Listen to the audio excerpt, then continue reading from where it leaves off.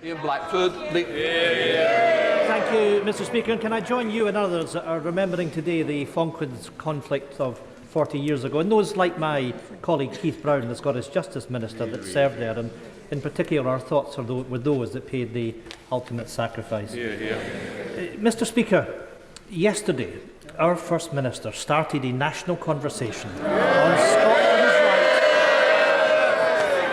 Scotland's right to choose an independent future.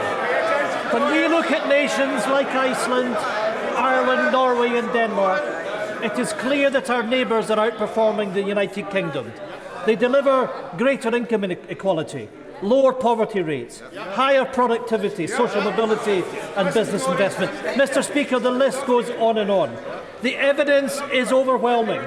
Scotland is being held back by Westminster.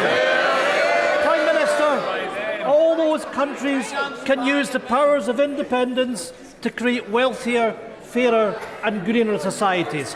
Why not Scotland? Prime Minister. Well, Mr Speaker, I don't doubt my right honourable friend's talents as a conversationalist, but I think there are other subjects in the national conversation right now, and they include, Mr Speaker, what we're doing to come through the aftershocks of COVID with the strongest jobs-led recovery of any European economy. As I said, 620,000 more people across the whole of the UK, Mr Speaker, in payroll employment than there were before the pandemic began. And I think another subject of national conversation is investment into our whole country, investment in Scotland, investment across the whole of the UK, as I mentioned already, in the tech centre.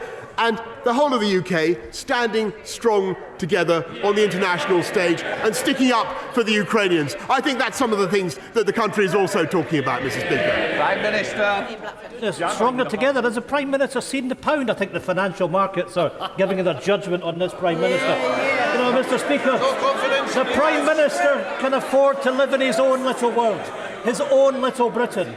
But people have to live with the reality of a failing Westminster system.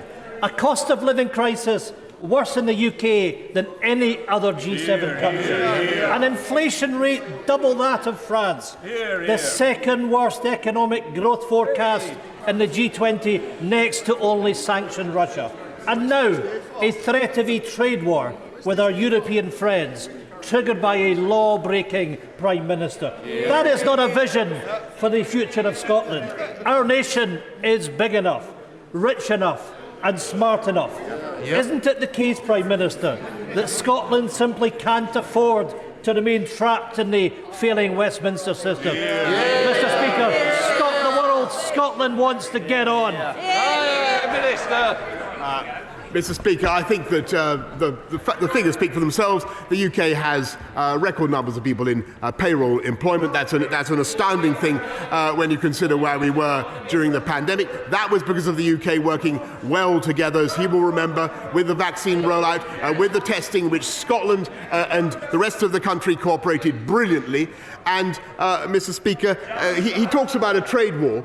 He talks about a trade war. What could be more foolish, Mr Speaker, than a project that actually envisages trade barriers within parts of the United Kingdom? That's what we're trying to break down.